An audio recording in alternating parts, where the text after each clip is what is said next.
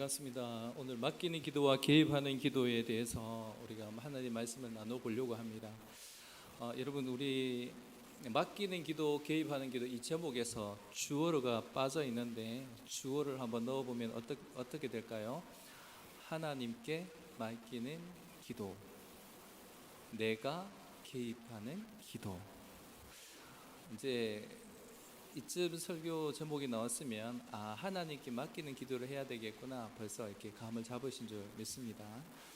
그런데 우리가 이 개입하다라고 할 때 왜 도대체 우리가 개입을 할까요? 이 개입할 때 우리가 기도 막 이렇게 열심히 하고 있는데 기도할 때 그 개입하는 이유는 크게 한 세 가지 정도 되는 것 같아요. 하나는 조급하고 막 불안하면 어떻게 될까요? 하나님 빨리 이렇게 이제 기도를 하게 된다는 겁니다. 또 하나는 내 마음에 참지 못함과 분노가 있으면 어떻게 기도할까요? 하나님, 저 원수를 좀 손 좀 봐주십시오, 이렇게 기도할 수가 있습니다. 그렇겠죠. 또 하나는 이 보상받고 싶은데 응답이 자꾸 늦어지면 어떤 마음이 드냐면 좀 섭섭한 마음이 듭니다. 하나님, 이 정도 기도했으면 좀 들어주실 때 되지 않았습니까? 이런 이야기죠. 그러니까 우리는 하나님께 기도할 때 내가 막 개입하고 싶은 것들이 있다는 거죠. 막 조급해지거나 아니면 뭐 미움 때문에, 분노 때문에 막 일어난다거나, 아니면 아무리 기도해도 응답이 안 이루어진다거나 하면 우리는 기다리지 못하고 참지 못해서 막 개입하려고 하는 그런 기도의 모습이 드러납니다. 이게 안 좋다는 거죠. 자, 그러면 우리가 오늘 본문을 이제 본격적으로 보기 전에 공식을 하나를 알아야 됩니다. 공식을 잘 알면 문제 풀기가 쉬워요. 아무리 복잡한 수학 문제라도 공식에 딱 대입하면 바로 답이 나오죠. 자, 공식이 뭐냐면 하나님께서 말씀하시면 그 일이 성취된다. 그렇죠? 기도하면 응답 받는다. 그렇죠? 이게 우리의 공식입니다. 그러니까 먼저 계획을 말을 하고 기도를 올리면 어떻게 해요? 하나님께서 이루시고 또 우리 기도가 응답된다는, 이게 공식입니다. 다른 게 공식이 있는 게 아닙니다. 이제 하나님께서는 빛이 있으라 하니까 그 말씀대로 어떻게 빛이 있고, 땅과 바다가 나뉘어라 하니까 그대로 되고, 이게 이제 창조의 공식이죠. 하나님께서 모세에게 성막을 이렇게 만들어야 된다라고 이야기할 때 모세가 그 성막을 이렇게 만들었습니다 하고 두 번이나 같이 이렇게 기록하고 있는 것을 봅니다. 오늘도 성경을 읽다 보면 그러한 내용이 나타나는데요. 오늘은 두 인물에 대해서 한번 살펴보려고 합니다. 한 사람은 누구냐? 아브라함의 종. 이 사람은 맡기는 기도를 했습니다. 또 한 사람은 누구냐 하면 리브가, 그러니까 이 종이 만난 이 여자, 이 리브가는 어떤 기도를 했는지 본문을 통해서 또 깊이 좀 살펴보려고 합니다. 여러분, 일단 먼저 아브라함의 종은요, 맡겼습니다. 뭘 맡겼느냐? 24장 7절에 보면 아브라함이 종에게 이런 말씀을 해요. 자, 노란색 글씨부터 읽어보겠습니다. 그가 그 사자를 너보다 앞서 보내실지라, 네가 거기서 내 아들 위하여 아내를 택할지라. 이것을 누가 믿었다고요? 아브라함의 종이 믿었습니다. 만약에 여러분 아브라함의 종이 믿지 않았다면 어떤 반응을 보일까요? 가지도 않고 갔다, 이렇게 말할 수도 있겠죠. 그리고 보물이 많이 있으니까 그 보물로 어떻게 해요? 적당한 사람을 그냥 돈 주고 살 수도 있겠죠. 너와 나의 비밀이다, 가서 뭐 친척이라 해라, 이렇게 속일 수도 있는 거죠. 또 하나는 이런 방법도 있습니다.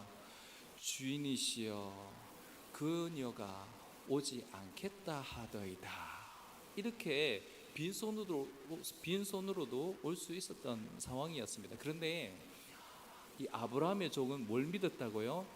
하나님께서 사자를 보내시고 일하심을 어떻게 믿었습니다. 그래서 그 믿었던 그 증거가 어디에 나타나냐면 그의 기도에서 나타나요. 자, 14절 말씀을 보면 이 믿었던 대로 이루어졌던 내용을 한번 살펴보려고 합니다. 14절부터 25절까지 내용인데 한번 화면을 한번 보시기 바랍니다. 네, 창세기 24장 글자의 색깔이 있는 부분 있죠. 그 부분을 한번 찾아주시면 감사하겠습니다. 네, 아브라함의 종이 이렇게 기도합니다. 청하건대 너는 물동이를 기울여 나로 마시게 하라 하리니 그의 대답이 마시라 내가 당신의 낙타에게도 마시게 하리라 하면 그는 주께서 주의 종 이삭을 위하여 정하신 자라 이로 말미암아 주께서 내 주인에게 은혜 베푸심을 내가 알겠나이다 하면서 말도 끝나기 전에 누가 나타납니까? 리브가가 나타납니다. 자, 17절 말씀에 종이 달려갑니다. 네, 다음 넘겨주세요. 종이 달려가서 실제로 되나 안 되나 한번 보는 겁니다. 종이 마주 달려가서 이르되 이렇게 말하죠.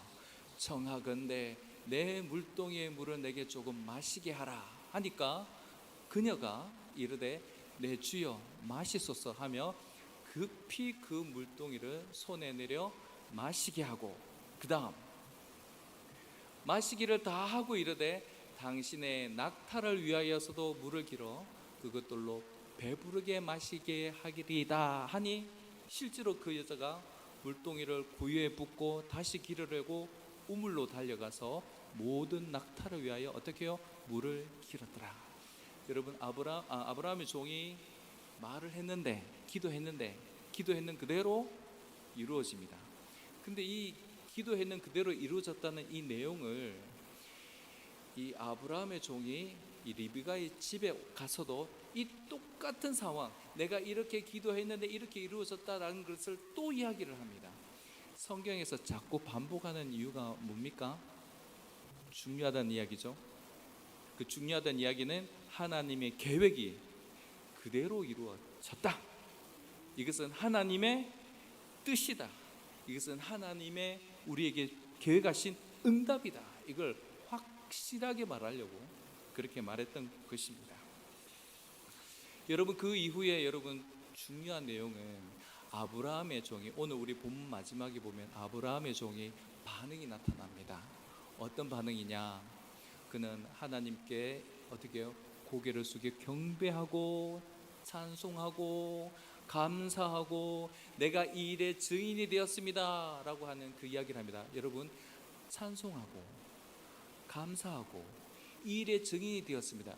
이건 뭘 말할까요? 한 글자로 말하면 바로 예배자를 이야기하고 있습니다. 또 여러분 이 이야기를 듣고 있는 리브가는 어땠을까요? 여러분 리브가도 자기도 의도치 않았는데 갑자기 되어진 거예요. 놀란 거예요. 가만히 한번 생각해 봅시다. 낯선 사람에게 결혼도 안 한 여자가 쉽게 응해줄 수 있습니까? 근데 이 리브가는 그 마음속에 내가 이분을 섬겨야겠다. 그리고 그때 당시 우물이 굉장히 깊거든요. 고대 근동 우물은 깊습니다. 거의 뭐 한 20-30m 되는데 20-30m 그러면 우리 여기 바닥에서 교회 천정에서 한 2배 반에서 3배 정도 되는 높이입니다. 근데 여러분 사람을 위해서 두레박 한번 던져가지고 하면 얼마나 힘들겠습니까? 낙타를 위해서 물을 깃는다면 이거 얼마나 힘들겠습니까? 여러분 낙타가 완전히 갈증이 바닥나면 물을 100에서 150리터를 마신대요. 코카콜라 여러분 1.5리터죠. 이게 100개입니다. 한 마리가. 근데 아브라함이 낙타 몇 마리를 몰고 왔는 줄 아십니까? 우리 처음 읽었죠. 10마리를 데리고 왔습니다. 그러면 이 리브가가 두레박을 몇 번 내려야 되겠습니까? 허리 끊어지지 않겠습니까? 그런데요, 중요한 게 있습니다. 리브가가 그런 일을 하는데 마음이 기뻤던 거예요. 너무 가치 있는 일이라고 생각했던 거예요. 허리 끊어지는 건 생각도 안 난 거예요. 성령께서 뭡니까? 계속해서 마음에 감동을 주시니까. 그리고 이 상황 속에서 내가 이 사람을 섬겨야 되겠다는 하나님의 그 부르심이 있으니까. 그리고 모든 가족들이 저 멀리까지 과연 시집을 보내야 되겠느냐 고민하고 있을 때 리브가가 가겠나이다, 이런 지하에 그냥 이야기를 하고 있는 그 모습을 보여줍니다. 여러분, 이때 가겠나이다 라고 이렇게 이야기했을 때 리브가의 마음은 두려움이었을까요? 아닙니다. 기쁨이었습니다. 하나님의 뜻이니까 순종하는 그런 기대감에 벅차올랐을 것입니다. 여기에서 아브라함의 종도 기뻐했고요, 리브가도 기뻐했고요, 리브가의 가족들도 다 찬성했고요, 또 아내를 만난 이 이삭은 어떻게 했습니까? 그녀를 사랑하고 어머니가 돌아가신 이후로 큰 위로를 얻었다, 이렇게 이야기합니다. 모든 사람이 다 어떻게 해요? 행복해지는 그런 모습을 보여줍니다. 이게 바로 하나님의 뜻입니다. 하나님의 뜻은 하나님께서 계획을 하시면 이렇게 순차적으로 다 진행된다는 것을 보여주고 있습니다. 그러면 우리 리브가의 기도를 한번 보려고 합니다. 리브가가 임신했을 때 이런 기도를 합니다. 25장 21절, 22절, 23절인데요. 한번 보겠습니다. 앞에 있는 화면에 있습니다. 25장 21절. 자, 이 여인이 배에 태를 가졌는데 배가 너무 아파서 여호와께 간구하니까 이렇게 있습니다. 임신을 못했을 때 이삭이 간구하니까 하나님께서 그것을 들으셨고 어떻게 해요? 리브가에게 임신하게 하셨습니다. 자, 기도하니까 어떻게 됐습니까? 임신하게 되었습니다. 그러니까 리브가는 두 번 경험한 거죠. 배필을 구했던 아브라함의 종, 그리고 이삭의 기도 두 번 경험했습니다. 자, 22절 23절 한번 보겠습니다. 그런데 이제는 드디어 누구에게 오느냐 하면 리브가 자신에게 하나님이 음성이 들리는 겁니다. 그 아들들이 그태 속에서 서로 싸우는지라 그가 이르되 이럴 경우에, 그가는 리브가입니다. 이럴 경우에 내가 어찌할꼬 가서 여호와께 묻자온데 여호와께서 그 리브가에게 이르시되 두 국민이 리브가의 태중에 있구나. 두 민족이 내 복중에서부터 나누이리라. 이 족속이 저 족속보다 강하겠고 큰 자가 어린 자를 섬기리라 하셨더라. 자, 저 내용을 딱 보면 리브가는 둘째 아들이 무조건 보급받아야 된다, 이런 결단이 선 거죠. 근데 사실 이게 언제 이루어지냐 하면 이 사무엘하 8장 13절 14절에 보면 다윗이 모든 원수를 다 정복했을 때 에돔을 이스라엘의 종으로 삼게 만드는 그 일이 딱 나타납니다. 이때 에돔, 에서의 후예잖아요. 종이 되었잖아요. 그래서 유다 민족, 바로 이스라엘 민족을 이렇게 섬겼다라는 것이 응답이 되는 것입니다. 근데 사실은 원래대로 하면 성경학자들이 이르기를 에서와 야곱의 이런 갈등 구조가 아니었다면 다윗은 기꺼이 하나 되려고 했을 거다. 왜냐하면 자기를 쫓아왔던 그 원수 사울 왕에게조차 화해를 하려고 두 번이나 살려주죠. 그 이후에 그의 자손들을 어떻게 왕궁으로도 부르죠. 장애를 입으면 여러분 왕궁에 못 옵니다. 근데 두 다리를 쩔뚝거리는 그 후손을 데려다가 자기 식탁에서 함께 밥을 먹어요. 그쯤 되면 이 다윗은요, 모든 하나님의 백성들을 다 품으려고 했던 그러한 자세가 갖고 있었던 사람입니다. 근데 이게 어긋나기 시작했습니다. 자, 이제부터 이 리브가가 하나님의 뜻이 아니고 자기가 본격적으로 개입하는 생각과 행동을 한번 보도록 하겠습니다. 어디에 나타나냐면 창세기 27장 앞에 있는 화면을 보시면 되겠습니다. 7절에는 이삭이 자기 큰아들 에서에게 큰아들아 네가 사냥해갖고 오너라, 멋지게 맛있는 별미를 만들어 오면 내가 너에게 축복의 기도를 한번 해주고 그렇게 내 생을 마감하겠노라, 가라, 이렇게 했습니다. 그걸 누가 들을게요? 리브가가 들었습니다. 그러니까 리브가가 이렇게 말을 합니다. 내 아들아, 내 말을 따라 내가 네게 명하는 대로, 그 다음 절을요, 염소떼에 가서 거기서 좋은 염소 새끼 2마리를 내게로 가져오면 내가 그것으로 내 아버지를 위하여 그가 즐기시는 별미를 만들리니 네가 그것을 아버지에게 갖다 드려서 아버지가 죽기 전에 너에게 축복하기 위하여 잡수시게 하라. 이렇게 말을 합니다. 자, 그때 12절의 끝절에 보면 야곱이 형하고 나하고 생김새가 너무너무 다릅니다. 형은 털 사람이고 난 매끈매끈한 사람인데 아버지가 나를 만지시고 예이놈 이렇게 하면 축복은 고사하고 저주를 받을까 합니다. 이렇게 이야기하니까 리브가가 13절에 이렇게 이야기합니다. 어머니가 야곱에게 이르되 내 아들아 너의 저주는 내게로 돌리니니 내 말만 따르고 가서 가져오라.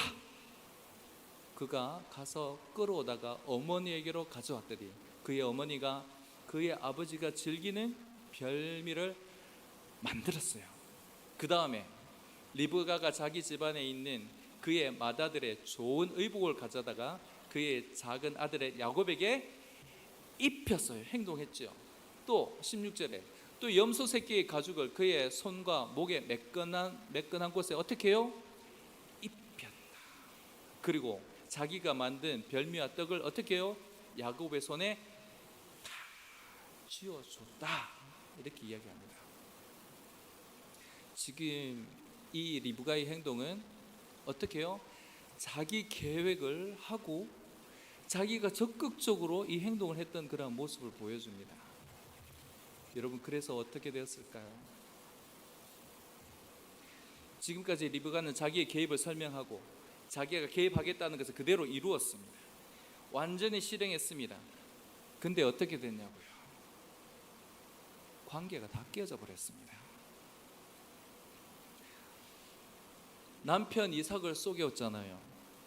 남편과 부인의 이 관계가 어떻게 됐을까요?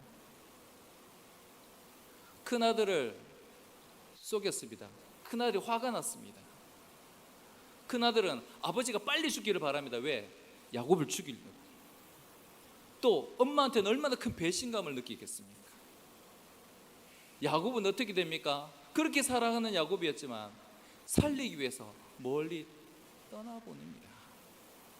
자, 여러분, 여기에서 봤을 때 모든 사람이 다 즐거웠습니까? 아니면 다 울음바다였습니까? 하나가 되었네요? 다 찢어졌나요? 개입하게 되면 이런 결과를 맞게 된다는 것입니다.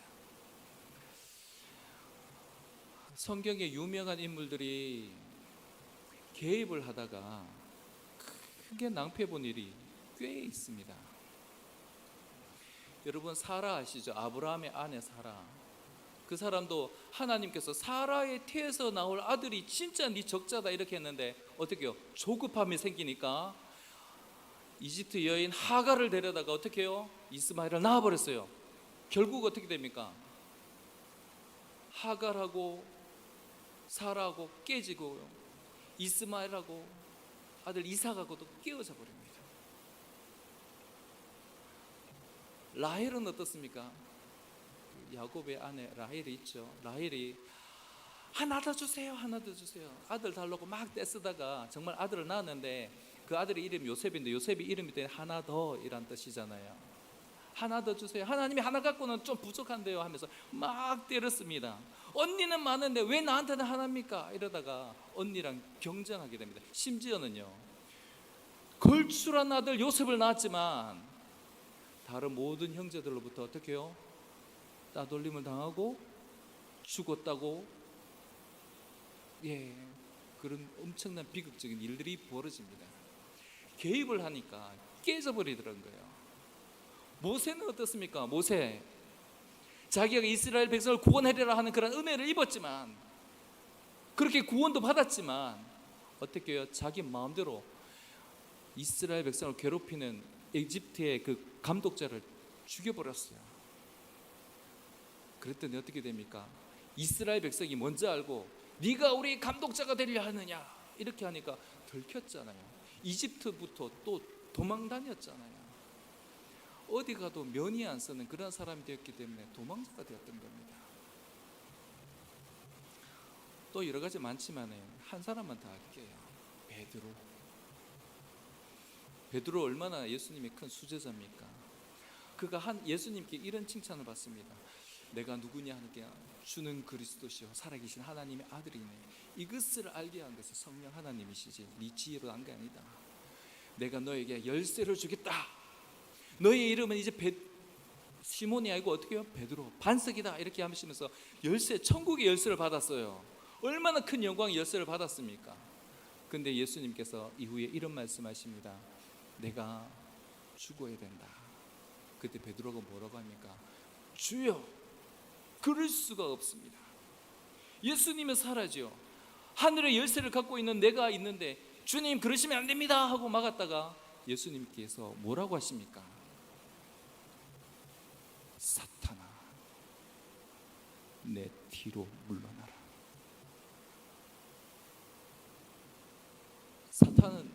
사탄은 어떤 존재인 줄 아시죠? 하나님과 원수입니다. 모든 사람을 다 갈라놓는 그 원수의 핵심이 바로 사탄입니다.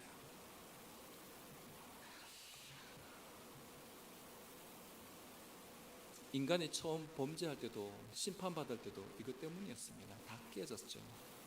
아담아, 내가 먹지 말라고 하는 선악과 먹었느냐 이럴 때 아담이 했던 이야기가 있습니다. 하나님이 주셔서 함께한 이 여자가 줌으로 내가 먹었나이다. 하나님, 왜 이 여자를 내 곁에 주셨습니까?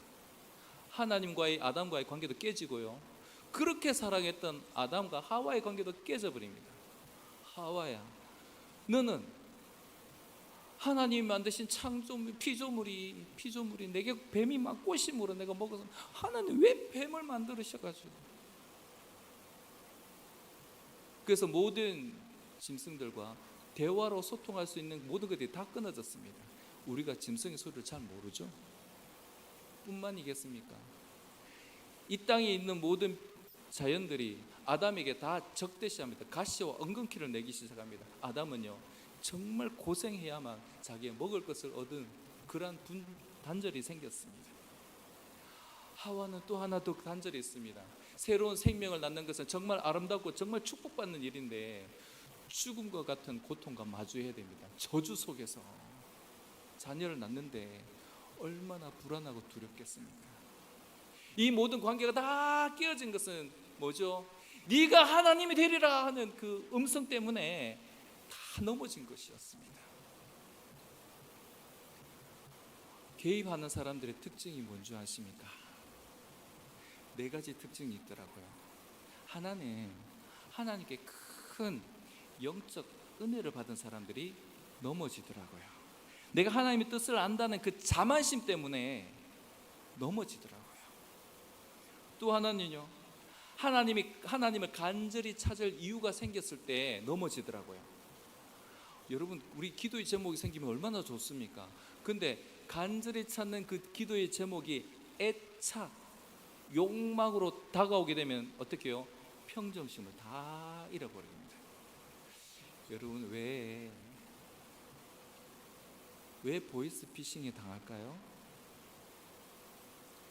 애착이 있으니까, 뭔가 간절함이 있으니까 제대로 안 보이고 제대로 안 들리는 겁니다. 그 다음에 하나는요, 하나님께서 분명히 들어주신다는 그 응답을 받았습니다. 근데 그 응답을 받았는데도 불구하고 어떻게 해요? 빨리 이루어졌으면 좋겠다 하는 그것 때문에 불안감이 막 밀려오는 거예요. 응답을 받았으면 우리가 너무 좋은 것 아닙니까? 근데 불안감이 압도된다는 것입니다. 그 다음 네 번째는요, 하나님께 복을 받았어요. 여러분, 하나님 복 받고 싶지 않습니까?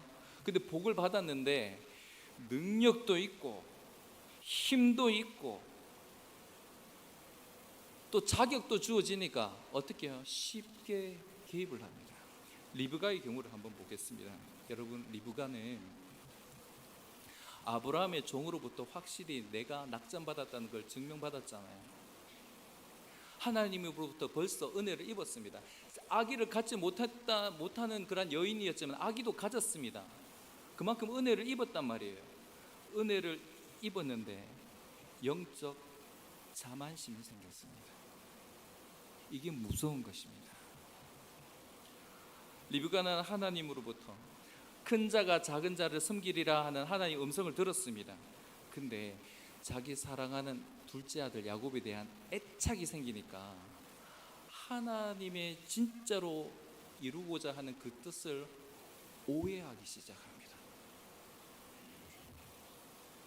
그리고 또 어떤 상황이 벌어집니까?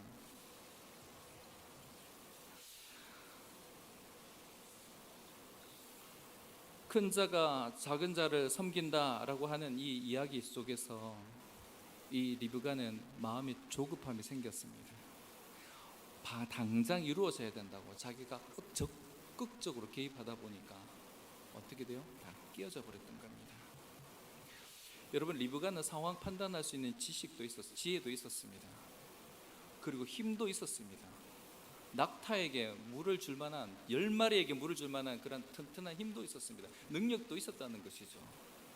그리고 하나님으로부터 응답도 받았고 또 함부로 할 수 없는 그런 가정의 중요한 지위에도 있던 사람이었습니다. 그런데 어떻게 해요? 하나님이 개입을 막아버린 겁니다. 여러분, 리브가는 자신의 계획이 성공했습니다.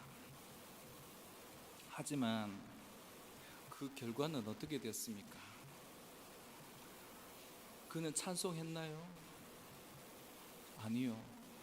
가정의 실망과 후회와 한숨과 원망과 빨리 죽었으면 좋겠다 하는 이 살인에 대한 이 분노로 매 밤을 눈물로 보냈습니다. 감사해야 되는데 감사할 수 있었습니까? 이별해야 되었습니다. 그리고 큰아들은 늘 자기의 인생의 근심거리가 되었습니다. 그리고 하나님의 일하심에 대한 간증자가 되어야 되는데 간증자가 될 수 있습니까? 리브가는 자신이 저지른 그 엄청난 이 거짓에 자기는 숨겨야 했던 것입니다. 여러분, 리브가가 했던 이 개입을 통해서 리브가는 예배자가 된 것이 아니고요, 가정에 정말 엄청난 불행을 가져온 그러한 여인이 되어버렸습니다.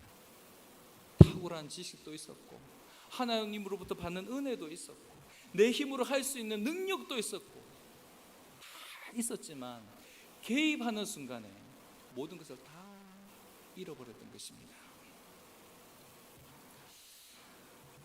여러분, 리브가처럼 개입하면 어떤 결과가 되는 줄 아십니까? 하나님을 무능한 사람으로 만들어버립니다. 하나님 못하니까 내가 했지. 그러면 하나님 무능한 사람 만드는 것 아닙니까? 하나님 뜻이 아니라 내 뜻으로 한다면 하나님을 주인으로 만드는 겁니까? 하나님을 종으로 만드는 겁니까? 리브가처럼 하면요, 하나님은 내 종입니다.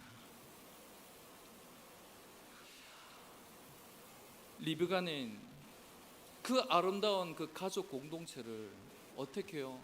갈갈이 다 찢어 놓았습니다. 이게 굉장히 무서운 겁니다. 아담이 죄를 지었습니다. 아까 원죄 지었을 때 모든 관계들과 다 찢어졌던 거 보셨죠? 예수님께서는 어떻게 해요? 자기 몸을 찢으셔가지고 하나님과 죄인들을 하나 되게 화목시키는 그 일을 이루어 놓으셨던 것입니다. 예수님은요, 자기의 기적과 자기의 능력과 자기의 율법으로 충분히 십자가 안 질 수도 있었습니다. 근데 그게 하나님의 뜻이 아니니까 아버지여, 내 뜻대로 마시옵고 아버지의 뜻대로 되기를 원하나이다.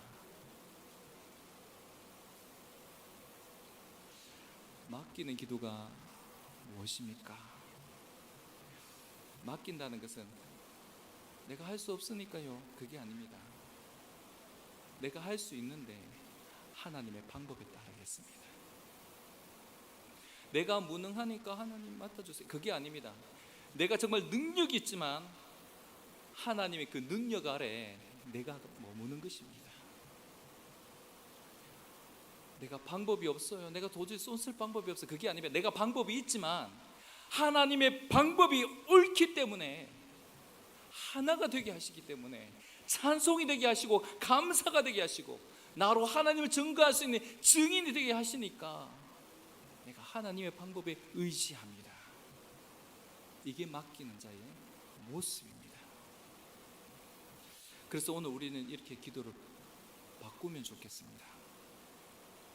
하나님, 저 사람 바꿔주시옵소서. 그게 아니고요, 하나님, 저 영혼을 불쌍히 여기는 마음 주시옵소서. 뭐예요? 미움이 아니고요, 용서와 화해의 마음을 달라고, 나를 바꿔달라고 이렇게 요청하는 겁니다.